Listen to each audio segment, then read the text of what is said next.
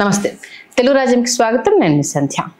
Telangana government form అయ్యి అప్పుడే 7 నెలలు కంప్లీట్ అయిపోయి ఇంకా ఆల్మోస్ట్ అంటే 8 నెలలు కంప్లీట్ అయిపోయినట్టు. డిసెంబర్ను కౌంట్ చేసుకుంటే 8 months కంప్లీట్ అయిపోయినట్టు ఆల్మోస్ట్ అంటే ఇంక 2-3 రోజులలో సర్పంచ్ ఎన్నికలకు సంబంధించి నోటిఫికేషన్ ఇచ్చేందుకు సిద్ధమవుతుంది. ఈ నేపథ్యంలో జనగణన జరగకుండా ఏంటి నోటిఫికేషన్, మరి ఆగస్టులోనా సెప్టెంబర్లోనా, దీని గురించి ఏంటి అంటూ రకరకాల భిన్నవాదనలు అయితే వినిపిస్తున్నాయి. దీని గురించి పూర్తి వివరాలు తెలుసుకునే ప్రయత్నం చేద్దాం. మా సీనియర్ జర్నలిస్ట్ సత్యనారాయణ గారు ఉన్నారు, ఆయన మాటలోనే మరిన్ని వివరాలు తెలుసుకుందాం. సత్యనారాయణ గారు నమస్తే.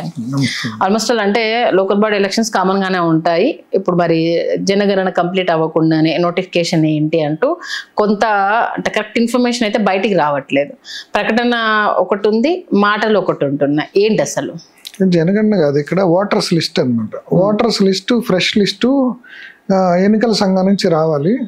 ఇప్పుడు కొన్ని రాష్ట్రాలకు వచ్చింది, మనకు రాలేదు.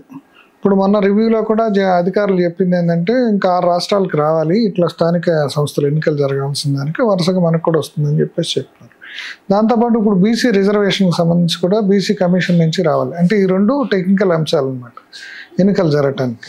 అంటే గవర్నమెంట్ అయితే ఇప్పుడు మామూలుగా రేవంత్ రెడ్డి ఆయన సెప్టెంబర్లో ఎన్నికలు పెట్టడానికి ఆయన సిద్ధంగానే ఉన్నాడు. ఎందుకంటే దానికి ఒక ఇండికేషన్ ఏంటంటే మన బడ్జెట్లో పంచాయతీలకి వీటికి స్థానిక సంస్థలకు 29,000 కోట్లు పంచాయతీరాజ్ డిపార్ట్మెంట్కి ఇచ్చారు.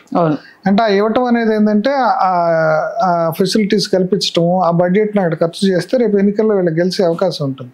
అందుకని వాళ్ళు రెడీగానే ఉన్నారు, వాళ్ళ డబ్బులన్నీ రెడీగానే పెట్టుకున్నారు. ఎందుకంటే రేవంత్ రెడ్డి కూడా గ్రాస్ రూట్స్ లెవెల్లో ఇప్పుడు పార్టీ కానీ ఇప్పుడు ఏదైనా సర్పంచ్ దగ్గర నుంచి జిల్లా పరిషత్ దగ్గర నుంచే ఇప్పుడు మండల స్థాయి నుంచి కూడా రాజకీయాలు స్టార్ట్ అవుతాయి. పార్టీ నిర్మాణం రేపు ఒక ఎమ్మెల్యే గెలవాలన్నా సరే సర్పంచ్ దగ్గర నుంచి మండల మెంబర్ దగ్గర నుంచి జిల్లా పరిషత్ మెంబర్ వరకు అందరూ ఆ చైన్లో అందరూ కోఆపరేట్ చేస్తూ ఉంటాయి. అందుకని రేవంత్ రెడ్డి ఎందుకంటే మొన్న పార్లమెంట్ ఎలక్షన్స్ ఒక లిట్మస్ టెస్ట్, అట్లా ఆయనకి ఏదో 50-60 మార్కులు వచ్చినాయి. ఎందుకంటే బీజేపీకి కూడా వచ్చినాయి కాబట్టి వీళ్ళకి ఏదో మరీ తీసిపోయినట్టు కాకుండా వీళ్ళకి కూడా కొన్ని స్థానాలు వచ్చాయి. నెక్స్ట్ లిట్మస్ టెస్ట్ ఏంటంటే ఇప్పుడు స్థానిక సంస్థల ఎన్నికలు. అందుకని వాటిలో ఖచ్చితంగా గెలవటానికి ఆయన విశ్వ ప్రయత్నం చేస్తాడు. ఇప్పుడు ఆయన చేతిలో అధికారం ఉంది. ఇప్పుడు దానికి సంబంధించిన సమీక్షలు కూడా జరుపుతుందంటే సెప్టెంబర్లో ఆయన జరపాలనే ఉద్దేశంతో ఉన్నట్టు కనిపిస్తుంది. ఓకే, మరేంటి లెక్కలు అంటే బీసీ గణన కావచ్చు, లేకపోతే రిజర్వేషన్ ప్రాతిపదిక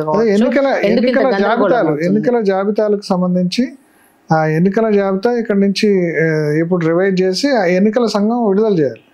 అది వీళ్ళ చేతిలో లేదు. ఇప్పుడు అది మామూలుగా ఏంటంటే అది బీజేపీ ఆపుతుందని కూడా అనుకోలేము. ఎందుకంటే స్థానిక సంస్థల విషయంలో వాళ్ళు పెద్ద ఇంటర్ఫియర్ అవ్వరు.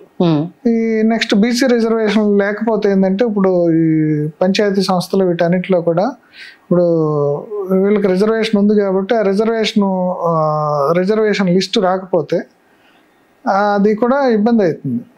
అందుకని ఏంటంటే టెక్నికల్గా ఈ 2 చేతిలో ఉంటేనే ఎలక్షన్స్ జరుగుతాయి. అంటే వీటికి డిలే అనేది గవర్నమెంట్ ఫాలోఅప్ చేస్తే, అధికారులు ఫాలోఅప్ చేస్తే పెద్ద డిలే కాదు. మొన్న సమీక్షా సమావేశాల్లో కూడా రేవంత్ రెడ్డి చెప్పాడు వీటన్నిటిని తొందరగా రెడీ చేయమని. అట్లాగే బీసీ కమిషన్ వకులాపురం రామకృష్ణకు కూడా అది రిజర్వేషన్ వ్యవహారం కూడా తేల్చండి. అంటే అది ఎక్కడెక్కడ ఏ రిజర్వేషన్లు ఉంటాయి ఏంటి అనేది వార్డులు కానీ అవన్నీ ఖచ్చితంగా ఉంటేనే రేపు గందరగోళం లేకుండా ఉంటుంది. అందుకనే క్లారిటీ రావాలి. అంటే బీసీలకు అన్యాయం చేయబోతున్నారు ప్రధానంగా కాబట్టి హుటాహుటిన ఇది చేస్తున్నారు అంటూ పెద్ద ఎత్తున వాదన తీసుకొస్తున్నారు. అంటే ప్రభుత్వానికి సంబంధం లేకపోయినా ఎందుకు లింక్ పెడుతున్నారని అనుకోవాలి. అంటే రాజకీయపరమైన విమర్శలు ఎప్పుడైనా ఉంటాయి. ఇప్పుడు బీఆర్ఎస్ వాళ్ళకి ఏదో ఒక ఇష్యూ కావాలి, వాళ్ళు ఏదో ఒక ఇష్యూ మీద గవర్నమెంట్ విమర్శించాలి. రేపు ఒకవేళ ఎన్నికల్లో గెలిచినా దానికి ఒక రీజన్ కావాలి, వాళ్ళు ఓడిపోయినా ఒక రీజన్ కావాలి. బలహీనంగా ఉన్నారు కాబట్టి ముందు నుంచి ఒక గ్రౌండ్ ప్రిపేర్ చేసుకోవడానికి కావచ్చు. ఇదంతా సరిగ్గా చేయలేదు. ఇప్పుడు మన కూడా చెప్పారు కదా ఏపీ ఎలక్షన్స్ లో అది ఓటింగ్ మిషన్ ఈవీఎం అట్లా వీళ్ళు కూడా ఏదో పొలిటికల్ రీజన్ ఎత్తుక్కోవటం కోసం ఇప్పటి నుంచే గ్రౌండ్ ప్రిపేర్ చేసుకున్నట్టుంది. ఇప్పుడు మీడియా కానీ లేకపోతే అందరు కూడా ఎవరికాళ్ళు విడిపోయి అన్నారు. ఇప్పుడు మీడియాలో వచ్చే వార్తలు కూడా ఎవరికాళ్ళు పార్టీల వారీగా అంటే ఒక న్యూట్రల్ గా ఉండే మీడియా లేదు కాబట్టి ఏదో ఒక సెన్సేషనల్ వార్తలు స్ప్రెడ్ చేయటం, ఏదో గందరగోళానికి గురి చేయటం ఇది జరుగుతుంది. ఆ నేపథ్యంలో ప్రజలకు అసలు ఏమి జరుగుతుందనే ఇన్ఫర్మేషన్ సరిగ్గా వెళ్ళట్లేదు. ఓకే, అంటే ఇప్పుడు మరి అది రాకుండా, రిపోర్ట్ రాకుండా వీళ్ళు మరి లోకల్ బాడీ ఎలక్షన్స్కి వెళ్ళే అవకాశం ఉంటుందా? లేదు, ఇది మరి వీళ్ళు డిలే చేస్తున్నారు కాబట్టి ఎక్కడ పనులు అక్కడనే ఇప్పుడు పంచాయతీరాజ్ నిధులు విడుదల చేయాలంటే ఇది ఫామ్ అయితే తప్పితే విడుదల చేయడానికి ఉంటుంది. మరి దీనికి ఏదైనా లింక్ పెట్టేసి వాళ్ళైతే రెడీగానే ఉన్నారు, వాళ్ళు బడ్జెట్ కేటాయించి రెడీగానే ఉంది.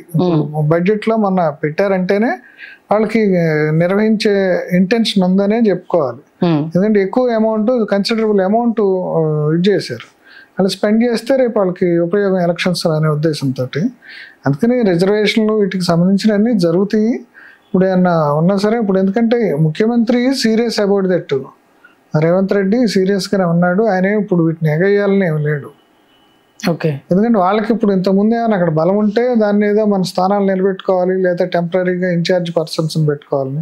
ఇది ఫ్రెష్గా వాళ్ళకి మళ్ళీ వాళ్ళకి ఎన్నికైతే వాళ్ళకి బలం వస్తుంది కాబట్టి వాళ్ళు దీన్ని ఎగ్గొట్టే అవకాశం ఉండదు. అంటే ఈ టైంలోపు సర్పంచ్ ఎలక్షన్స్ కంప్లీట్ చేయాలి, గవర్నమెంట్ ఫామ్ అయిన తర్వాత ఇప్పటిలోగా రిపోర్ట్ ఇవ్వాలని ఇట్లాంటిది ఏమన్నా ఉంటుందా? అది 5 సంవత్సరాలు అయిపోయాక మళ్ళీ కొత్త సర్పంచ్ని ఎన్నుకోవాలి, అది ఉంటుంది. ఇప్పుడు అంటే కొత్త గవర్నమెంట్ ఫామ్ అయిన గవర్నమెంట్ కి దీనికి సంబంధం లేదు, అది ఒక దేనికదే సపరేట్ గా. ఇప్పుడు అది స్వయం ఇది ఉన్నది అంటే ఎటానమస్. ఇప్పుడు ఒక 5 ఏళ్ళు ఒక సర్పంచ్ ఉన్నాడు, ఒక పంచాయతీ ఉందంటే పంచాయతీ 5 ఏళ్ళ తర్వాత రద్దు అయింది, మళ్ళీ సైకిల్ అనమాట. అట్లే మండలాలు కానీ జిల్లా పరిషత్ కానీ అదొక సైకిల్. ఇప్పుడు మనకి అసెంబ్లీ ఎలక్షన్స్ 5 ఏళ్ళకి ఒకసారి జరిగినట్టు అది జరుగుతుంది తప్ప ఒక ప్రభుత్వం ఏర్పడ్డాక దానికి ఏదో ఎన్నికలు జరపాలని ఏం లేదు. అంటే ఎన్నికల గడువు అయిపోతే వీళ్ళు పెడతారు. ఒకవేళ గడువు ముగిసాక అక్కడ కార్యకలాపాలు జరగడానికి ఇన్ఛార్జ్ పర్సన్స్ ని, అధికారులను పెట్టి నడిపిస్తారు. అధికారి కలెక్టర్ లేదా వీళ్ళు ఉంటారు, దానికి ఇన్ఛార్జెస్ గా ఉండి వాళ్ళ వ్యవహారాలు నడుపుతూ ఉంటారు. ఆఫీసర్స్, ఎగ్జిక్యూటివ్ ఆఫీసర్స్ వాళ్ళు ఉంటారు. ఓకే, కాబట్టి వాటికి అయితే సంబంధం లేదు. బయట వినిపిస్తున్నదానికి మనకంటే ప్రభుత్వం నుంచి వచ్చిన దానికైతే ఒక స్పష్టత అయితే వినిపిస్తుంది. Okay, thank you Satyanarayana garu. Please do subscribe to Telugu Rajyam channel. Please do subscribe to Telugu Rajyam channel. Please do subscribe to Telugu Rajyam channel. Hi అండి, నేను మీ ఆర్పీని, నెల్లూరు పెద్దారెడ్డి చేపల పులుసు ఓనర్ని. మీరు తెలుగు రాజ్యం అనే ఈ యూట్యూబ్ ఛానల్ సబ్స్క్రైబ్ చేసుకుని మంచి మంచి వీడియోలతో వస్తారు. Thank you so much. Hi people, I'm Sonakshi Verma and you please watch Telugu Rajyam and please subscribe to the channel.